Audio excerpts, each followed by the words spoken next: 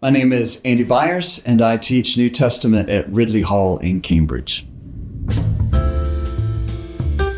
The New Testament, I think, is a testimony to the emergence of Jesus on the scene, arriving in some ways expectedly, but in many ways expectedly, but in very unexpected ways, out of the traditions of Israel, out of the expectations of early Judaism, and the New Testament bears witness to the phenomenon of Jesus in the midst of that matrix. So these are writings, a collection of all sorts of writings, actually, that are in various different ways wrestling with who Jesus is and how his message, the message of the gospel, the proclamation of the kingdom of God, how that makes sense within a Greco-Roman and early Jewish environment.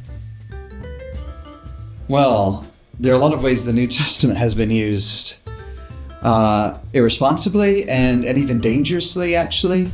I think as Christians, our ethic has to be shaped around Christ who died on a cross, saying, "Father, forgive them, they know not what they do."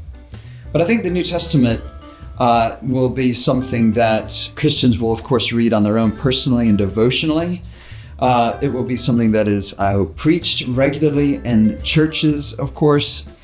I think also the New Testament becomes a powerful series of, I think it can be drawn on as a powerful series of reflections of what it means to have a redemptive message shaping and reshaping a culture, a society, or at least certain segments of that. Yeah, so I think the New Testament should be used by those traditional ways it's been used in the life of the church, but maybe also drawn on more by wider culture as an opportunity to see how a particular message can almost like a virus in the system, in my view, a healthy virus in the system, can transform thinking and renew perspectives and undermine power structures. The most common mistakes, sorry to provide a plural there, the first thing that comes to mind would be the way the New Testament relates to Israel and early Judaism, early Jewish faith and practice, and the Hebrew Bible. I think mistakes are made in how the New Testament relates to what we call the Old Testament. And I think also related to that would be mistakes about how the Jewish people are to be treated in a contemporary society or medieval society or whichever in Christian in the history of the church. I think a lot of mistakes have been made around that relationship between Christianity and Jewish belief and the Hebrew Bible, the Septuagint, what we call the Old Testament. Greek is extremely important. Now, Greek isn't for everyone, obviously, and that's okay.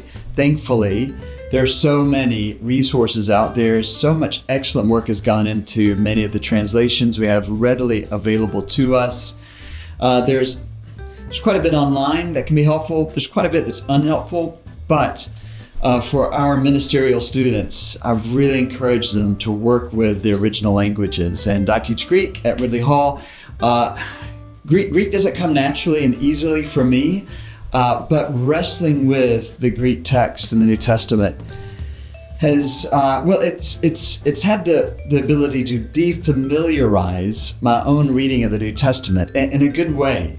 And I have to wrestle over the words in a fresh new way. I can't just gloss over the text that I've read over and over and over in English. I have to wrestle through these sets of text through a different language, which has really helped to deepen understanding.